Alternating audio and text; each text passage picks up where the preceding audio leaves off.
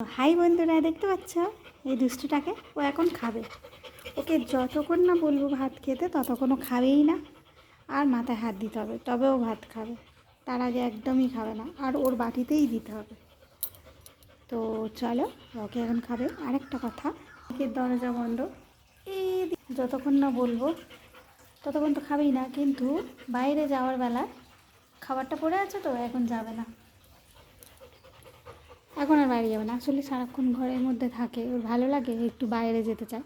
তবে আমি নিয়ে যাই, কিন্তু ভয় লাগে, অন্য অন্য বাচ্চা আছে এর মতো, ওই জন্যে বেশি নিয়ে যায় না। তো